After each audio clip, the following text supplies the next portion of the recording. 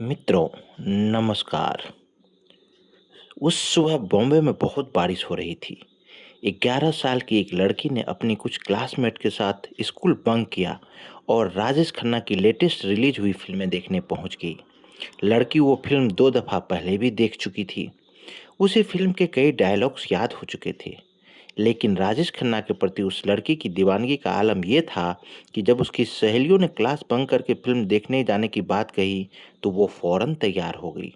होती भी क्यों नहीं? बाकी सब लड़कियों की तरह वो भी तो राजेश खन्ना की बहुत बड़ी फैन थी, या शायद उससे भी ज़्यादा बड़ी फैन। उधर फिल्म खत्म हुई और बारिश भी रुक गई। वो लड़की अभी भी राजेश खन्ना के ख्यालों में खोई हुई थी।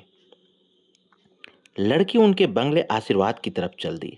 लड़की जब आशीर्वाद पहुंची तो उसने गार्ड से कहा, मैं राजेश खन्ना की बहुत बड़ी फैन हूँ, उनसे मिलना चाहती हूँ। गार्ड उस लड़की को देख के मुस्कुराया।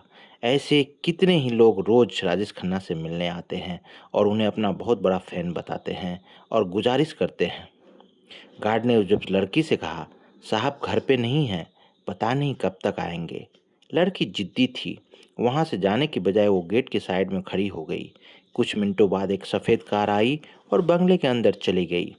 चूंकि बारिश की वजह से सड़क किनारे कीचड़ भरा पानी जमा था, तो गाड़ी के टायर से उछलकर पानी की कुछ बूंदें लड़की के जूतों पर जा गिरी।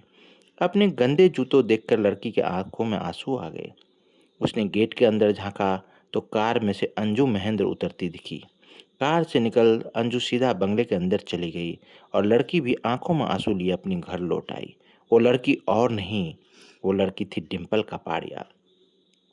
कुछ साल बाद राज कपूर ने अपने बेटे ऋषि कपूर को फिल्म इंडस्ट्री में लॉन्च करने के लिए बॉबी फिल्म बनाने का ऐलान किया। बतौर हीरोइन उन्होंने चुन्नी लाल कपाड़िया नामक एक गुजराती बिजनेसमैन की बेटी डिम्पल कपाड़िया को साइन किया। तब तक डिम्पल की उम्र 15 साल हो चुकी थी। डिम्पल के पिता चुन्नीलाल कपाड़िया भी राजेश खन्ना के फैन थे, और चूंकि फिल्म इंडस्ट्री के लोगों से उनकी जान पहचान थी, तो वो अक्सर जिक्र किया करते थे कि उनकी बेटी डिम्पल राजेश खन्ना की बहुत बड़ी फैन है। वो बात सच भी थी। डिम्पल वाकई में राजेश खन्ना की फैन थी, एक ट्रू ट्रू फैन। बॉबी की शूटिंग के दौरान अफवाहें उड़ने शुरू हो गई थी कि डिम्पल और ऋषि कपूर के बीच अफेयर चल रहा है।